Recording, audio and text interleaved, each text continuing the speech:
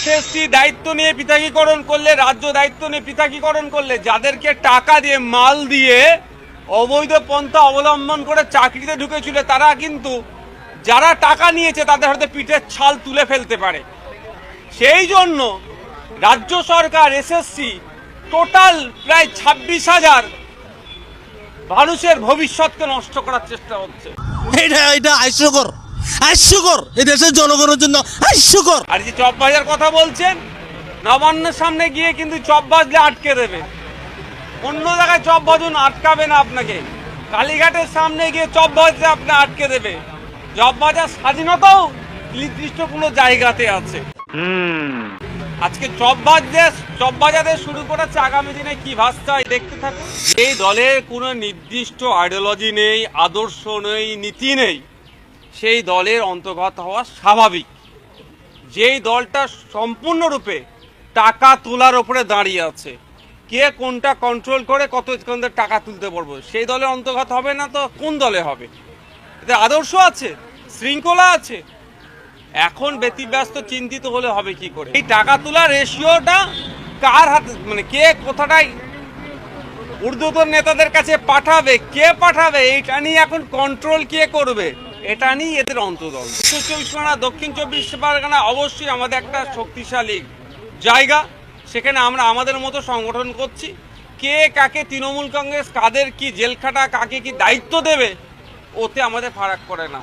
হ্যাঁ, এরা হিংসাতে আমাদেরকে হারিয়ে দিচ্ছে, প্রশাসনকে কাজে লাগিয়ে মিথ্যা কেস দিয়ে আমাদেরকে দমন করার চেষ্টা করছে।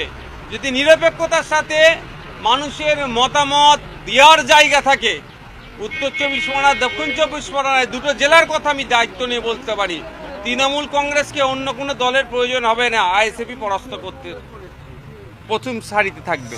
নামকা অস্তে হচ্ছে সম্পূর্ণরূপে ব্যর্থ সরকার। এটা সরকার চলছে না, এটাকে সার্কাস চলছে।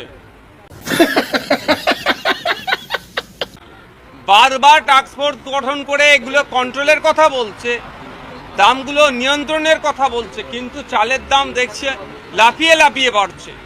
যারা এই কালোবাজারিগুলো করছে, যারা দাম বাড়াচ্ছে, তাদের বিরুদ্ধে ব্যবস্থা গ্রহণ করা তো দূরের কথা, বকলমে তাদেরকে আরো উৎসাহ দিচ্ছে।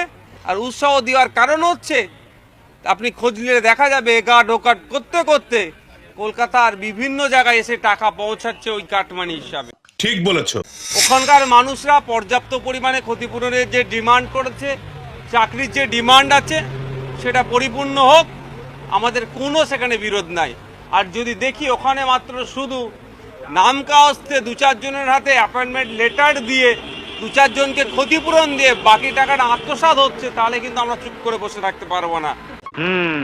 আর আপনি যা অনুব্রতের বাবুর কথা বলছি, অনুব্রতের বাবুর উদ্দেশ্যে একটাই বার্তা, বেশি চিৎকার চেঁচামেচি করবেন না। তিহার থেকে ঘুরে এসেছেন, ওখানকার ডাল ভাতের খবর ভালোই আপনি জানেন।